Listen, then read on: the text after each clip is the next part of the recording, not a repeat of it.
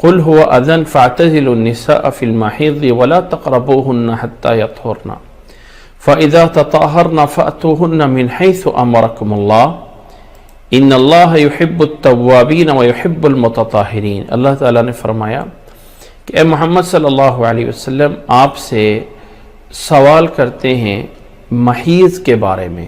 محیض عورت کے مخصوص ایام، ہر مہینے میں کچھ عورت کے مخصوص ایام ہیں جنہیں حیض کہا جاتا ہے، محیض کہا جاتا ہے، کہ ان کے بارے میں اسلام میں کیا حکم ہے، کیونکہ اسلام سے پہلے عورت کو ان دنوں میں انتہائی برا سمجھا جاتا تھا اور عورت کے ساتھ انتہائی برا سلوک کیا جاتا تھا ان دنوں کے اندر۔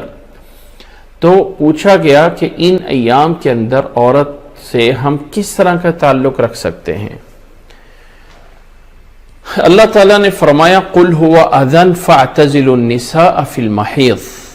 اللہ تعالیٰ نے فرمایا ہوا اذن، کہ یہ جو ایام مخصوصہ عورت میں ہوتے ہیں، وہ ایام جو ہیں وہ عورت یعنی وہ ایک اچھی چیز نہیں ہوتی ہے، وہ اذن ایک تکلیف دہ چیز ہوتی ہے، تھوڑی سی تکلیف ہے۔ اس میں کوئی شک نہیں کہ انسان کو اگر کوئی تکلیف بھی ہوتی ہے تو اللہ تعالیٰ اس کے بدلے میں بھی اجر دے رہا ہوتا ہے، لیکن اللہ نے فرمایا ہوا اذن فاعتزلوا النساء فی المحیض، عورتوں کے ساتھ مرد خامد بیوی کے تعلقات قائم ہونا ان دنوں میں، فرمایا تم دور رہو۔ وَلَا تَقْرَبُوهُنَّ حَتَّى يَطْهُرْنَ، اس بارے میں ان کے قریب نہ جاؤ یہاں تک کہ وہ پاک ہو جائیں۔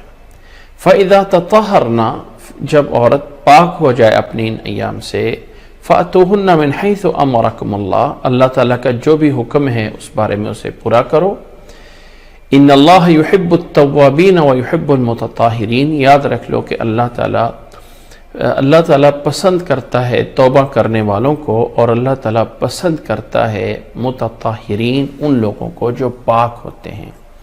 ان اللہ یحب التوابین ویحب المتطہرین، اللہ تعالیٰ پسند کرتا ہے ان لوگوں کو، اللہ تعالیٰ پسند کرتا ہے ان لوگوں کو جو پاک ہوتے ہیں، اللہ تعالیٰ پسند کرتا ہے ان لوگوں کو جو توبہ کرنے والے ہوتے ہیں۔ یہ ہے اللہ تعالیٰ نے ایک حکم سا ایک اس میں مطلب ایک مختصر انداز میں بیان فرمایا۔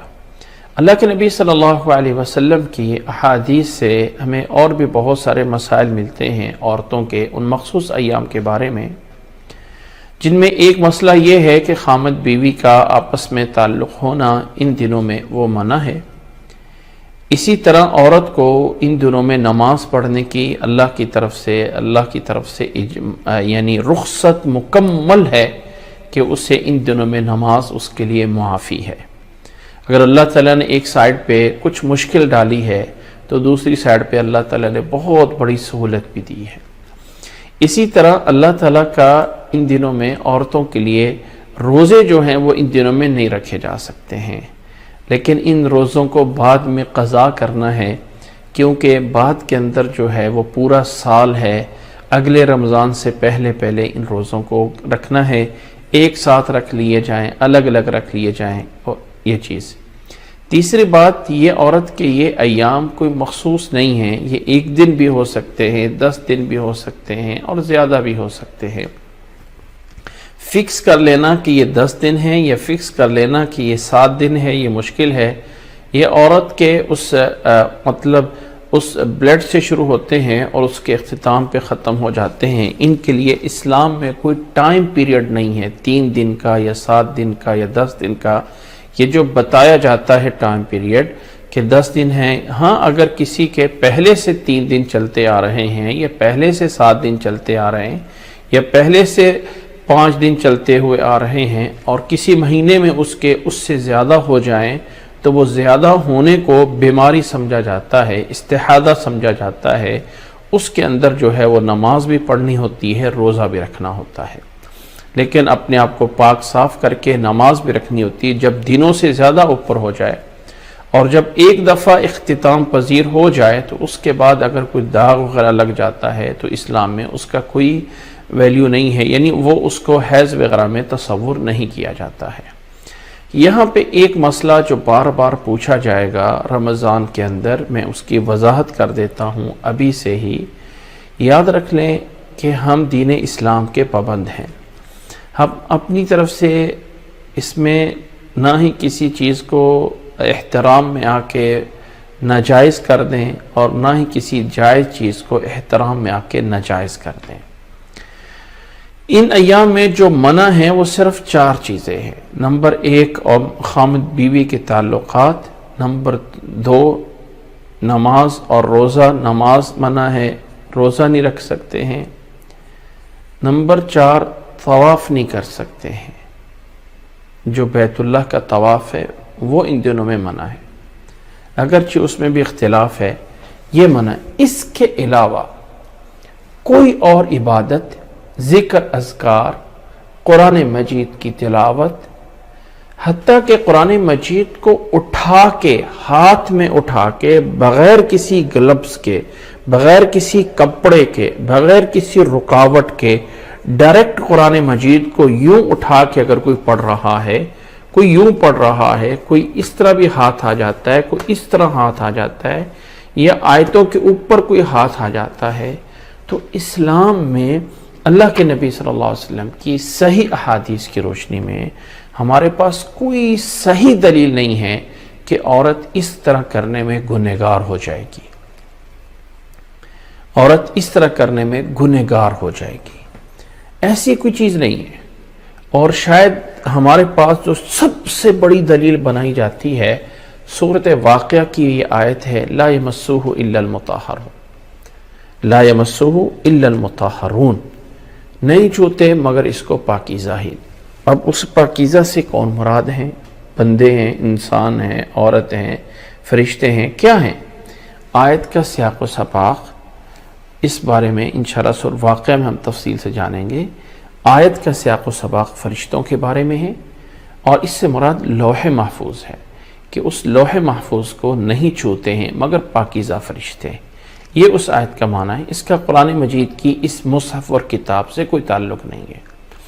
اللہ کے نبی صلی اللہ علیہ وسلم کے دور میں یہ مصحف، یہ کتاب اس طرح شکل میں موجود نہیں تھی، کپڑوں پہ لکھا ہوتا تھا، چمڑوں پہ لکھا ہوتا تھا، کاغذوں پہ لکھا ہوتا تھا، لکڑیوں پہ لکھا ہوتا تھا، یہ کوئی تصور موجود نہیں تھا کہ اس لکڑی کو ہاتھ لگانا ہے، نہیں لگانا ہے، اس چمڑے کو ہاتھ لگانا ہے، نہیں لگانا ہے۔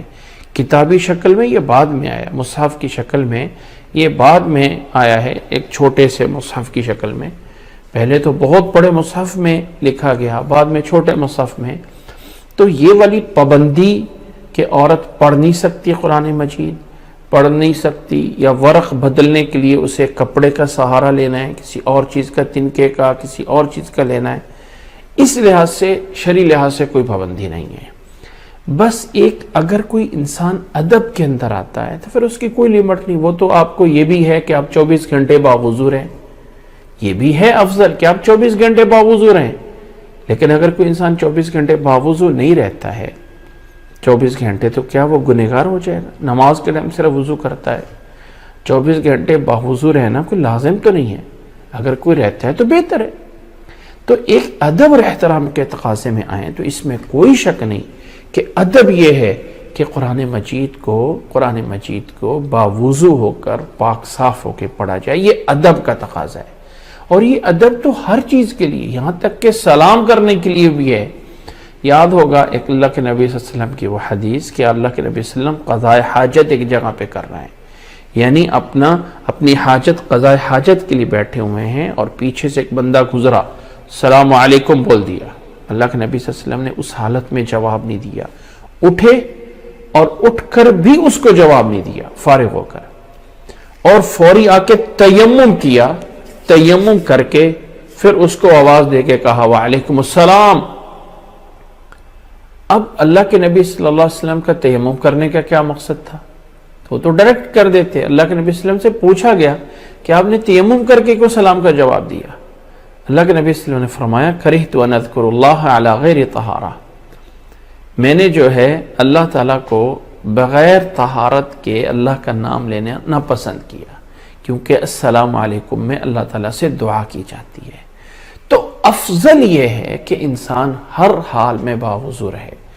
افضل یہ ہے کہ انسان باوضو ہو کر بیٹھ کر قرآن مجید کو ادب کے ساتھ پڑھے.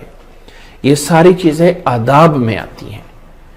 سوال یہ ہے کہ آیا گناہ ہے اگر کسی نے بغیر وضو کے قرآن مجید کو ہاتھ لگا لیا؟ اگر عورت نے اپنے مخصوص ایام میں اس کو اٹھا کے پڑھ لیا تو گناہ ہے؟ تو ایسی کوئی روایت اللہ کے نبی صلی اللہ علیہ وسلم سے موجود نہیں ہے.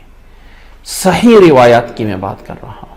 بہرحال اس موضوع پہ ایک تفصیلی بات بھی انٹرنیٹ پہ ایک ویڈیو میں ہمارے اس چینل پہ موجود ہے، آپ اس کو دیکھ سکتے ہیں. اس موضوع پہ خلاصتاً بات چل رہی تھی کہ وَيَسْأَلُونَكَ عَنِ الْمَحِيضِ. اللہ تعالیٰ نے یہاں ایک چیز سے منع کیا ہے، اور باقی جو 3 چیزیں ہیں اللہ کے نبی صلی اللہ علیہ وسلم کی احادیث سے میں نے ان کو بتا دیا ہے کہ عورت کے ان مخصوص ایام میں نہ نماز پڑھ سکتے ہیں، نہ روزہ رکھ سکتے ہیں، اور طواف کرنا ہے اس سے بھی جو ہے وہ منع کیا گیا ہے. اس کے علاوہ اگر کوئی اذکار کرنا ہے، کوئی دعائیں کرنی ہے، کوئی تلاوت کرنی ہے، اس کے لیے کوئی منع نہیں ہے. اس کے علاوہ یہ جو عورت کا مطلب ان ایام میں ہونا ہے، یہ ایک معنوی نجاست ہے یا ظاہری ہے تو اس جگہ پہ ہے. اس کے علاوہ جو ظاہری کام ہیں، مثلا کپڑے دھونا ہے، کھانا پکانا ہے، کوئی کرنا ہے، تو یہ نہیں سمجھا جائے گا کہ اس کے ہاتھ ناپاک ہیں اور وہ اس کسی نے کپڑے سے لگائے گی تو کپڑا ناپاک ہو جائے گا، کسی کھانے کی چیز کو لگائے گی تو کھانا ناپاک ہو جائے گا. ایسا کچھ نہیں ہے. وہ کھانے اپنے ہاتھ سے پکا سکتی ہے، اپنے انہی ہاتھوں سے کھانے کی روٹیاں بنا سکتی ہے، انہی ہاتھوں سے جو ہے وہ کسی چیز برتنوں کو دھو سکتی ہے. باقی کسی چیز سے کوئی ممانعت نہیں ہے. جیسے یعنی ممانعت اگر ہے تو وہ صرف عبادت ان 4 چیزوں سے ہے جو میں نے ضمناً بتا دی ہیں اور اللہ تعالیٰ نے اس آیت میں فرمایا.